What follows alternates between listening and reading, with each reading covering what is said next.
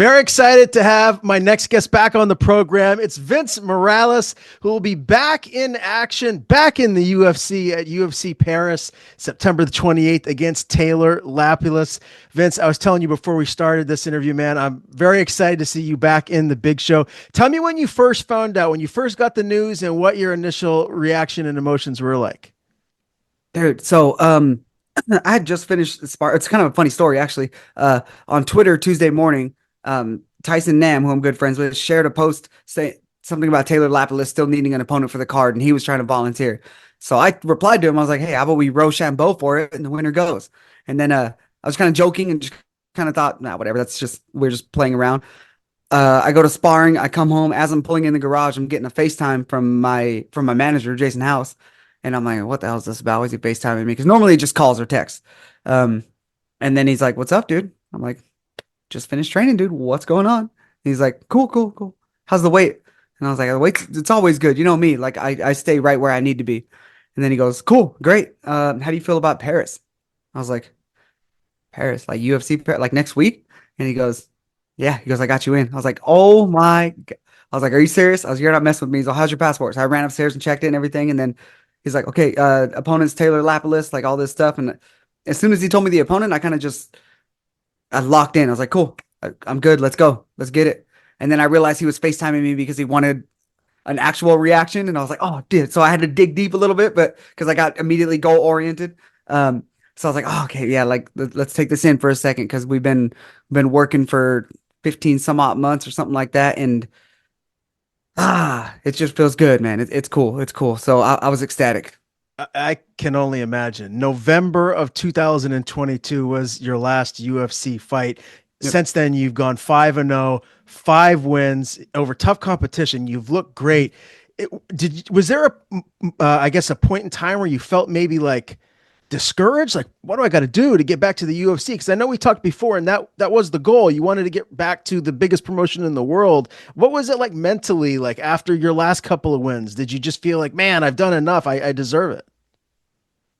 Kind of, yeah, I felt like that, but at the same time, like I went 3-5 in my initial run in the UFC, and that that's a lot of opportunity to go show who you are and stuff, and which I never feel like I really did. Even in my wins, I was just like, I still felt like I was kind of boxed up. So like, yeah, I was like, man, I don't know what it's gonna take, but I was kind of down to keep trying and keep doing whatever it was. So, in my mind, I was making the proper adjustments to get the real Vince Morales out there and show up in these fights and stuff. And yeah, lo and behold, a couple weeks after a fight, it's like, okay, I guess that's the time. So here we are. What do you think of this opponent? When you first heard the name, did you like the matchup? I'd watched him before because I think when Farid Basharat fought him, I think I was his sparring partner for a few times for that fight. I'm pretty sure that was the fight anyways. So I kind of seen him on the radar. I saw his fight with Cody Stamann and stuff, and I was like, okay, this is because of how our records are, because of how our records in the UFC are, this is probably somebody I could get back in short notice and fight. So it kind of always been on my mind. Like I had a little black book where I made like a little hit list of all the guys. I was like, I could fight him, I could fight him, I could fight him, and I was just kind of keeping an eye on their positions and their fights, upcoming fights and stuff. And yeah, luckily one needed me, and here I am. When Jason House, told you about this opportunity and he asked you, what do you feel about, Paris? What was your weight at that moment? Like, you train year round, you're in shape year round, but like, were you kind of like where you normally be this close to a fight? Honestly, yeah. So I was just after practice, so I was a little bit lighter. So I ran upstairs and checked, and I was like 151. I was like, pfft. I usually start fight week at 152. So I'm like, bro, I'm solid right now. Like, granted, I've been starting a little bit lower almost every time because I've been trying to stay in a manageable range. So with that being said, it makes sense that I'm a little bit lower. But this was after practice. So I was like, oh, so I probably woke up at like 54. I was like, okay, I was kind of calculating the cut already. And then I don't know what changed in the next couple of days. My weight just super dropped, and I haven't missed a meal or anything, but my body must have known. It's like, hey, we got to fight, dude. We got to dump some weight, and we'll be ready to go because I'm nice and light right now, and I feel great. That's awesome, man. And is this a 4-fight deal? Yeah, yes, it is. Yes, it is. I'm stoked. Are you happy with I guess the money and all that? I don't like to get into it too much, but are you overall you happy with the contract? Yeah, definitely. It picked me up right where I left off, which is I think a great starting point for the value that I can bring now because I think myself from what I've been letting out more in the fights and showing a little more of me, I think I'm a much better product now than I was in the past. So Yeah, I think it's very fitting. and Vince, you're only 33 years old. Like, technically, I guess you're coming into your physical prime right now. Do you feel like when you look at, I guess, the future and how much longer you have left to compete at the highest of levels? I mean, do you think we're going to see you in the UFC after this 4 fight contract, maybe another 4 or 5 fight deal? Like, you're going to be around for a while. I feel like I'm gonna be around for a minute, dude. Like, it's funny. Me and my fiance talk about this a lot because I feel like I'm 33, but I still feel so damn young in the sport and young in like my body and my energy that man, I could just see me going until like 40 something. I really don't know. It seems like the lower weight classes don't last that long, but from how I'm feeling right now, as long as I can keep the engine running, I think I'm gonna be around for a minute and I'm only gonna be getting better just because I know how I develop and I know what I need to bring to the table now. Like we learned a lot getting cut from the UFC and having to almost rebuild. It gave us a great baseline to build on. And man, I think we're looking right now. I think I'll be making some big waves. I want to ask you a little bit about your most recent fight. That was at the end of August. You won the UFL 135 title over Hunter Azure, former UFC fighter. I mean, that's a nice feather in your cap. How pleased are you overall with the performance? I'm pretty stoked about that one. I knew I had 5 rounds to work in that one, and he was coming off of second round KO where he stoned somebody with one punch. So I knew he was going to kind of be loving that. So I was like, the first round I'll take it a little slow. Second round I'll start ramping it up. Third round I'll ramp it up. Fourth round he's toast. Fifth round he's dead. I was in my mind I was already prepping all that. Thankfully we got there in the third round. I felt it in between the second and third. I went back to my corner and I was like, he's broken. I just heard him. I don't know if you guys saw that. I was asking him like, and I was like, I'm getting him. I'm getting him now. And Coach Wood he's like, okay, let's do it. He's like, start throwing his chest. He's moving his head a little bit. Start working the body. You got it. You got it. You got it. I went out there and did everything he asked for. Got him on the ground, and I've been working this Peruvian necktie variation that I thought I came up with in the room until other people came up with this something similar. Anyways, I was in position. I was like, "There's no way I'm about to hit this," and I jumped up and threw it. And sure enough, dude, I think a bunch of people have been saying submission of the year, which I'm down for.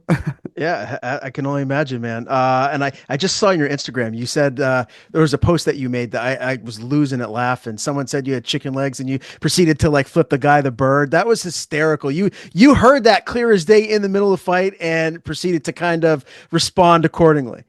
Oh yeah, 100%. Like, I think I'm almost at my best when I'm kind of like a little bit of a smart ass in the fights. And granted, that wasn't even to the opponent, but like I'm hyper aware of everything. We were kind of in like an intimate venue. It was like 1,400 people, but there was just one spot where it was get quiet, and the dude saw his opportunity, and I saw mine. So I was like, all right, dude. And then I feel like from there, just doing that, just let a little more go. And then I started pointing at him. At one point I was talking to his corner because I had him in a bad position and they were telling him some stuff to watch out for. And I looked over at him. I was like, shut the up, dude. And then they kind of looked at me like, what is going on? Yeah, I was just trying to be a menace in there. Yeah, that was hysterical. I was cracking up laughing when I first saw that.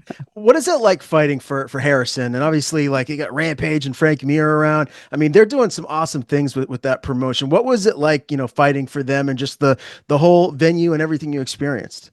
Dude, I was really impressed with him, actually. That has been my favorite, I think, pre-fight production that they've done that I've done outside of my UFC stuff. So for these last 5 fights, that one was the best. Like they knew a little bit more of what was going on. They knew, I don't know, maybe because they had the fighter's perspective.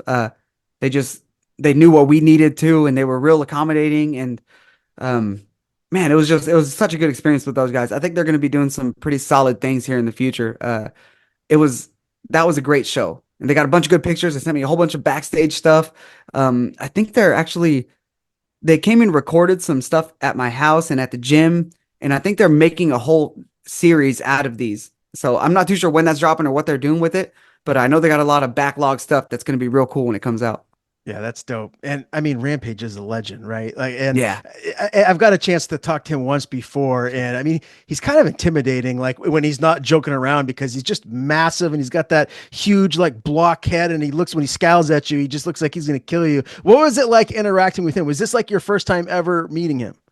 Yeah, that was my first time meeting him, and he came over and introduced himself to Team Vegas, which is what I was part of, and shook his hand and everything. And little did I know he was like kind of scoping us out, and he's like, you know what, I'm putting a team together for the next one. He goes, we're gonna get you guys, and I was like, haha. I started laughing, and he kind of looked at me, and I was like, I mean, good luck. Like I just felt like I had to give it back, I guess. But yeah, I got that same feeling like like I can tell how much of a joke that was. It was a little intimidating, but he sounded real impressed after the fight. He came up and told me, he goes, I've never seen that before. He goes, that was incredible. Good job. And oh, I got goosebumps right now thinking about it. That was super cool. Yeah, man, that's really cool. Was Frank Mir there as well? Yeah, he was kind of in my like he was off to the side. He was like a second corner because he was captain of Team Vegas. So he put Yeah. together the Team Vegas team. But I still went over there with my team from Syndicate. So he was kind of off in the side. And I got to talk to him a whole lot before the fight. He shared some like insight from his experience and stuff. And that was pretty epic, dude. Frank Mir's the man. Oh yeah, man. That brings me back like to like when I first started watching MMA and fell in love with it. Like these guys were the biggest, stars in the sport. And now here they are retired. And it's cool to just see them still involved in whatever possible way they can. I think it's important, especially like for like the next generation of fighters to still have those guys to kind of look up to and emulate in some ways. Yeah, definitely, dude. And like we went and sat by the pool with him, and he was just telling me like some little conceptual things about fighting that he's still learning to this day because he's still a martial artist too. So he's still doing all the stuff. And it was like honestly, it gave me like a lot of hope for the future. And I'm like, man, this is gonna like there's still so much I can learn and do. And I think before the fight, I was even telling him about that necktie modification that I've been hitting, and he was just like, I might have to see it. And I was like, oh, I'll show you.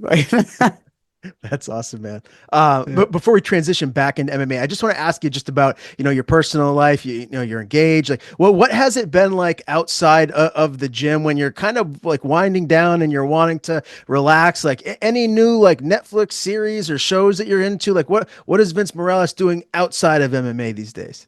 Man, I think dude, we stay so busy. My fiance, she's getting her bachelor's in kinesiology, so she just started training clients and stuff. So like we try to double up our time, and I train my self-defense, boxing, and MMA clients, and while she's training her strength and conditioning clients and stuff. So um after our own sessions at the gym, we come home, have lunch, then we go to either Syndicate or another gym called Kilo Club that we work out and train people at. And we're grinding. And then we get back home, have dinner, and we try to go to sleep. But in my downtime, because I also have my app. I think I told you about React Yep. workouts last time. Yeah, so I still got my app that I'm still working on getting out there.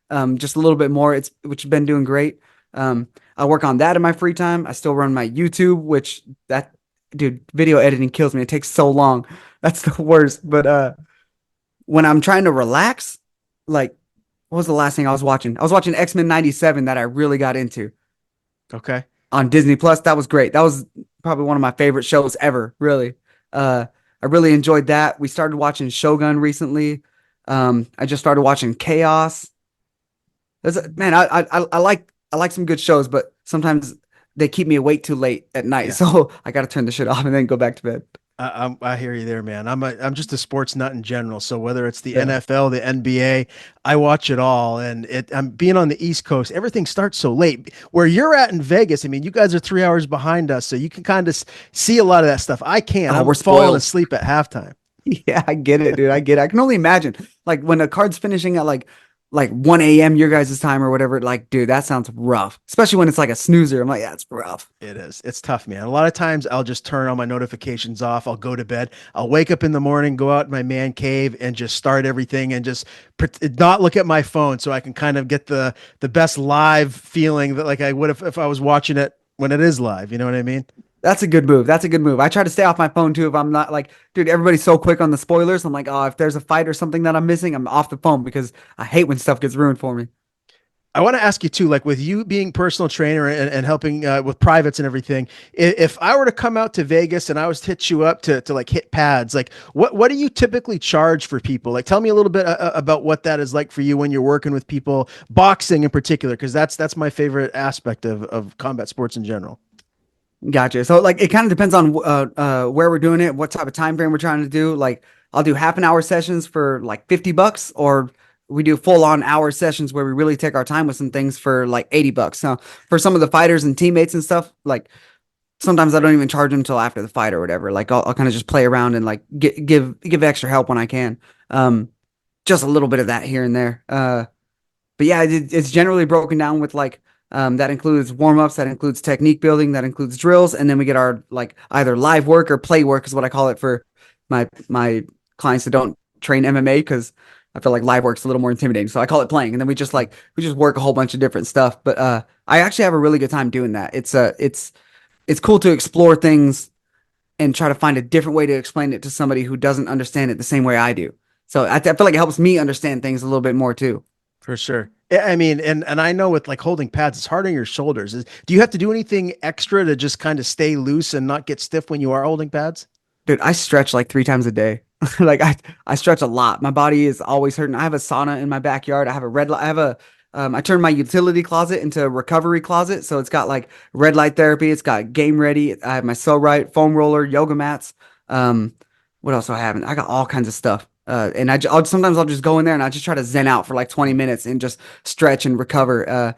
Because like I said, I do feel young, but my body doesn't feel too young sometimes. And I get in there and I'm like, "Oh, everything's just so locked up."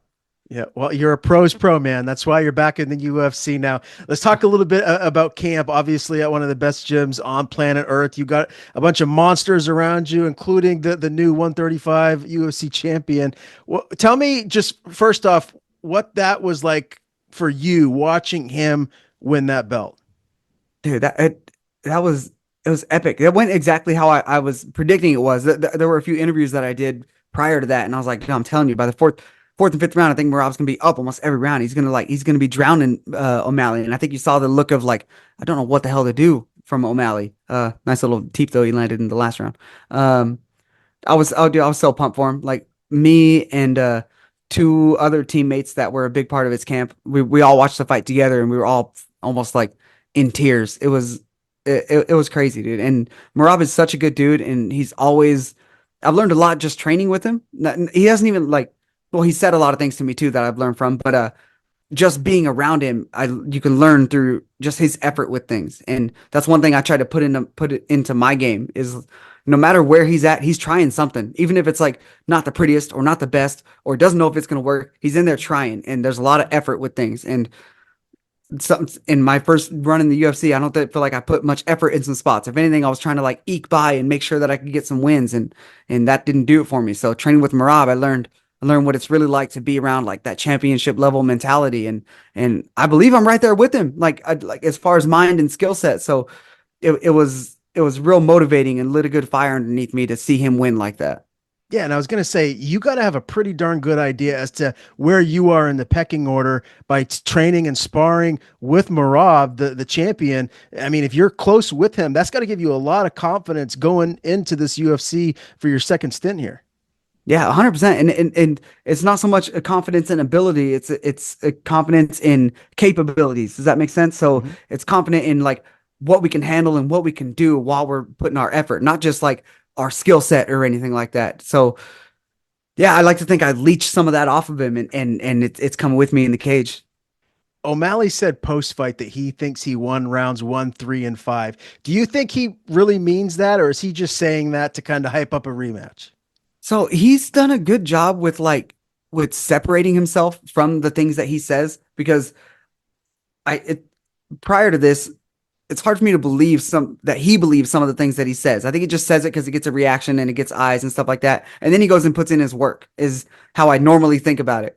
This one, for whatever reason, felt a little different, like he was being a little more serious with it. And I don't know. I'm hoping he's just trolling, because I like to think like the cream of the crop, the best martial artists, like we know when we need to make adjustments and stuff like that. I'm hoping he's just kind of looking for a little bit of attention, maybe. but I guess only time will tell. He's going to be out for a while now. He had that injury. I think he said it was like 9 months or longer. Yeah. So Marab's going to have to fight someone else, I would imagine. It seems like that may be Umar, Mhm. right? How do you like that matchup? Do you think that that is a good one for him stylistically? I think that one might. I think when I picture that fight, it almost plays out the same way the fight with Peter Yan did, where like, cool, you defended a bunch of takedowns, but you're still so bewildered and lost with it that you're getting beat up on the feet, and now you're getting taken down again. And I kind of think that that's how that fight would play out for Marab as well going into that one. I almost think that's how most fights are going to be until Marab starts looking at some rematches. That first time you get a feel for Marab, it's entirely different. Like it's almost scary. You're like, holy shit, that's different. And I think that's what we're seeing with a lot of these guys in there. Yeah. And the pace that he pushes, like, what does your cardio look like right now? Dude, I feel like my cardio is always great. And then I go with Marab and I'm like, dude, how in the hell do you do this? Like, man, I feel like it's only helped my cardio. I can get up and get down a million times. Man, I don't know how we can maintain it for a fight. With fight stress, I feel like sometimes it brings us down a little bit because we're carrying the anxieties of the fight. But I'm not too worried about it. I'll get in there and like wherever this fight goes, whether that's high volume on the feet or take this dude down and sub him right away, whatever it is. I'll be ready for it. Yeah, and we're going to talk a lot about this fight. A couple more things before we transition to UFC Paris. Mm. The Sphere. What did you think of the Sphere? Watching it at home or wherever it was that you did watch it, it was quite the spectacle. What was your overall takeaway? It was epic, dude. I hope they do that like once a year or something. That would be so sick. That was it was like remind me of, like Mortal Kombat stuff. I think is what people were saying online, and I was like, I definitely see that. It was so cool. It was like that was like a glimpse into the future. You know what I mean of MMA, and that it was super cool to see. So, main training partners right now at Syndicate for you. Typically, who is that? And I know this fight is kind of like last minute, so you're probably not going to be doing a whole heck of a lot before next weekend, other than getting that last little bit of weight off. But who Mhm. typically are your main training partners nowadays? Dude, there's so many in that room. It's almost stressful going for sparring days because you're like, dude, there's no easy rounds. So Marab, obviously, Chris Ocon, who's an like 8-3 pro, who's a little killer. He's got a fight coming up here soon. He's dope. I think he fought on Contender Series a while back. Um, who else? Who else we got in there? Can Sandoval. He's only 3-0, but he's a sick little savage. He's great. He's another bantamweight. And then Stav, the redhead, the redhead, I think is what his nickname is. I can't remember his last name. Keep an eye out for that dude. I think he's 4-0 right now, but he is a monster. Dude, that room is crazy. Those are the main ones I gravitate towards just because man, we can beat the hell out of each other and then laugh about it really. But yeah, dude, that syndicate's so sick right now. Yeah, I haven't been there in person yet, but next time I come to Vegas, man, I really got to get in there. I got to get some in-person interviews like with you and just kind of check that place out. It looks amazing. You definitely Okay, should. UFC Paris. When do you actually leave? When do you fly out? And is this your first time going over there? Yeah, I'm taking off Monday morning and we land Tuesday morning Paris time. So I don't even want to think about what the travel actually looks like just because that sounds like a bridge I don't want to mentally cross while I'm physically crossing it. Uh, but whatever. And then what else were you asking? That was when I leave. Yet when you leave and just Oh, if I've is been this your there. first time going there? Like, are you gonna do any sightseeing this time? So we're staying for an extra day. I'm bringing my fiance with, so we can check it out. City of Romance. So I got to do that. Um, but yeah, we'll check it out a little bit. I'm excited because I'm from a small town, Ontario, Oregon, of like 10,000 people. In a million years, I didn't think I'd be going to China and Canada, Japan, London, Paris, like all this stuff for MMA for fighting. Like it's I'll stop and smell the roses after the fight because I know that's my primary focus. But it's so cool that MMA, what it's done for me in my life so far. Who will be your cornerman come fight night? I've got John Wood. I've got one of my managers, Lance Spouty, and Dom Pala- Polaris. I can't, I don't know his last name. I'll figure it out. But anyways, he's one of the pad holders over at Syndicate. We've got all the coaches getting pulled one way to another because from now until the end of November, there's already like 25 fights booked at the gym. So it's kind of slim pickings right now. Yeah. John Wood doesn't even get there until Friday. So Dom's coming out on Tuesday. He'll get there Wednesday, and then he's training with me and helping me with the cut. And then Wood will get there. We sharpen things up, and then we get out there and scrap. Chaos, dude. Chaos. I can't wait, man. It's going to be here before you know it. Walkout song. Have you decided what that might be for this Yeah, fight? I don't know if I want to tell you or because I don't even know. Sometimes ESPN doesn't even show them, dude. So like, oh man, I guess I'll tell you. I'm walking out to "Without Me," Eminem. I love it. Yeah, I right. love So, it. yeah, yeah. One of my buddies recommended it to me, and I was like, "Shut up!" And I went and listened to it, and just the way it starts, I'm all in, baby. Let's go. Okay, when that hits, I'm gonna get goosebumps. You were talking about goosebumps for you earlier, man. I That's one of my favorite parts is when a good walkout song comes on and a fighter's making his way down to the octagon, his or her way down to the octagon, and you just see the focus in their eyes and how much it means to them. To me, that's like the fight before the fight. I absolutely love it. Yeah. Oh, dude, it's that's part of the show, dude. It's my favorite. So like, and everybody gets to express himself a little bit different with the song. That's why I switch my songs up so much too, because I don't know, maybe I'm feeling a little bit different. But like the last one, I walked out to a Tech 9 one that kept saying, "I always win. I always win." I'm like, oh, that's vibing with me. The one before that, I walked out to the damn X-Men theme song just to play with it. I loved it, dude. Like I've been having such a good time, just with the whole process of everything, having fun with things. I think it's helping me. Yeah, you deserve it, man. One thing I did notice, doing my research, looking into this fight, you're a pretty sizable underdog, plus 285 the last time I looked. So he's minus 350 as a favorite. Is that Nice. surprising to you? And when you hear that kind of stuff, does it put a chip on your shoulder? I never really think too much about it. That was the first time I even heard anything about the odds. I am surprised it's that far off, but man, so be it. Whatever. I'll go out there and I hope he banks on that too. I hope he's like, yeah, I'm the favorite. Cool, cool, cool. I'll go out there and surprise him. He's got a lot of decision wins. Do you think Yeah. that this is a guy that more than likely wouldn't be able to finish you if he fights his best fight? It would be kind of like a grind fight from when you look at what he's done in the past. Yeah, kind of. That's what the only thing I'm not looking forward to is because that damn Miles Johns fight still bugs the hell out of me. Not because of the loss, but because it was so damn boring. So I go back and like I've watched it. I'm like, it's hard for me to watch. So I can't imagine like fans wanting to watch it. So like that's a terrible last impression. And the fact that this dude's gonna be probably working backwards, looking to land his stuff on the outside, like I just plan to get in his face and get him the hell out of there. So that's the only thing I'm not looking forward to is like the potential for it not being the most exciting fight. But that's not going to be due to lack of effort on my end. You mentioned Basharat earlier. He had a UD, lost it to Basharat. Did you take a lot from that fight? Did you see some holes in his game that you can exploit? Yeah, definitely. There's a few things I think that Basharat did well that I think I do well as well. Um, Granted, Basharat's very good. There's a reason he's got the record he does. So we'll see. We'll see. What about the win that he had over Stamen? Like, do you learn more? Like, I know every fight is its own entity, but like, do you learn more watching, tape on your opponents where they look really good and you see them at their best, or when you see them in a tough fight and maybe they get exposed a little bit? You learn it's a little bit of both. Like you get to kind of feel how they operate when they're doing well and like what type of things they like to build on their momentum. And you also learn how they can dig themselves out of the holes in the fights that they're losing. So you can learn either way. It just depends on how much you want to learn. So I still got to go back and rewatch the Stamen fight. If I remember right, Stamen, he stopped a couple takedowns early and then Stamen kind of abandoned him. And then that allowed Lapilus to use his range, if I remember right. I still think it was a pretty close fight. I'll have to go back and rewatch it, but I just haven't had the time yet, dude. I've been running around doing medicals and all kinds of stuff. It was a pretty close fight. What do you think Lapilus is best at? Is there an area like you got to just really be on your P's and Q's when you're in there with him? Just him potentially pulling me into something.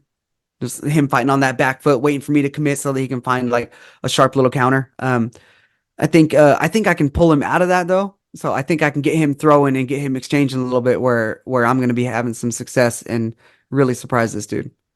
And you've got 12 finishes, Vince. So you're a guy Yeah. that is out there looking to get finishes. What do you think the likelihood of you getting him out of there in this fight is?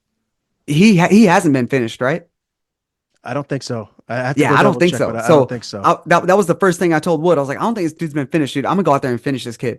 And he goes, okay, let's go do it then. And we've just been working on it. So that's my goal from bell to bell. I'm gonna be on him looking for a finish. So I think if anybody can be the first one to finish somebody, it's not the first time I fought somebody that hasn't been finished and I finished them. So sign me up, dude. That's what I'm after right now. Do you think that that would be more likely to happen on the feet, or if you were to get him on the ground and sub him? I think it's going to be a combination. I think I'm going to hurt him on the feet if he can manage it. I think he'll be looking for a shot and then I'll put him out there. If he can manage to if he can manage to maybe make me shoot, I think I sub him on the ground as well. I think my game's a lot different than what's been on a lot of the film. Even as of late, like that's still not even my best stuff. Like I got a lot of secret things cooking in the grappling department. So I think this dude's he's in a lot more trouble than he probably realizes. If you go in here and you get this win in your return fight to the UFC, what kind of a statement will that make to the rest of the 135 division? I think it just puts everybody, it like perks their ears up. Know what I mean? They're just like, okay, maybe Vince isn't what we thought. Remember that. Yeah, because I'm beyond you. Like the next person too. Like I'm always gonna be hunting and looking for these guys now. That's where I operate the best, and that's where I'm gonna be. And I think we're gonna see some real special things because of that. Are you hoping that at some point down the line you get another crack at Miles Johns? I would love another crack at all those guys to beat me. Any of them. I think I beat them when I fight. I think I forget to fight sometimes. Like, or back then I forgot to fight. Like I was in there trying to win. Like I think if we go in there and get into fights, I think I'm beating a lot of these guys. Yeah, I was gonna say the only thing that I feel like was maybe like a negative from the fans' point of view, from you re-signing with the UFC, is all of the fans that you made over in Japan. Like they love you. They love you. Yeah. And like everyone just loved your fighting style. Like how cool was that just to look back at that now and just to see what the impact that you made over there? That was epic, dude. I think that was one of my favorite fight trips of all time so far. They seem to really love me. I think they love the fact that my fiance is Japanese too, so that like immediately brought us closer. It was great. A bunch of them are still commenting on my YouTube. Like somebody just commented yesterday saying now that Kai's in the UFC that I should go take his spot as bantamweight champion for Ryzen. I was like, well, I'm signed elsewhere now, but Right. I appreciate the love. Like Yeah, that's really cool, man. Well, it all starts here September the 28th, UFC Paris. This card is looking really good too, man. I think you're on the undercard, which, it is what it is. I'd like to see you maybe like headlining the main card. Do you care about that kind of stuff, where you're positioned on the card? not really. I mean, I would like to be on main card stuff just because I think that'd be a little more eyes on the TV and stuff. But it doesn't really matter. I think I do something spectacular. They'll show some replays on the main card, and I'll still get some eyes. So be it. Whatever it is. I just hope there's a bunch of people there so I can hear some screams. Give me a couple fight predictions. The main event is Moicano and Saint Denis, co-main Brendan Allen, Nasruddin Imavov. Who do you see winning those fights? How does it happen? I got Moicano, surprisingly. I think he subs him. I think he catches dude in a sub. I know Saint Denis like got some good top pressure and stuff, but my initial thought, I'm going with my initial gut. Know what I mean? And then Brendan Allen's been doing his thing. I'm a fan of his actually. I like his style. I hope I hope he pulls it off. Finish decision, whatever it is. I just like the dude. Yeah, I'm with you too. I like him as well. I've been talking to him for quite a while now, so Yeah. I'm excited to see him in this co-main event. I'm excited to see you back, Vince. I really appreciate the time. Oh yeah. Again, September 28th, UFC Paris. Vince Morales makes his return to the octagon against Taylor Lapilus. Great talking to you again, buddy. Before we do sign off, I want to give you the floor. Anything you want to plug? Anyone you want to thank? Floor is yours. Man, just shout out to my management for one for sticking with me and forcing me to stick, like not forcing me, but like allowing me to believe in their process as well. Cause they've been telling me all along that they think I belong in there. They'll get me back in. So shout out to Iridium. Also a big shout out to John Wood. He's the man. I think it helped me save my career really. So it's so sick. I can't wait to get in there and put on a show. I got a lot of merch on my website. That's vendetta.com. It's my most recent shirt. You can find a whole bunch of stickers and all kinds of stuff on there. So definitely, I'd say somebody check that out. Hit me up on Instagram. Let me know what your prediction is for the fight. Let me know what you want to see. I can't wait to get out there, put on a show. Thank you guys for the support.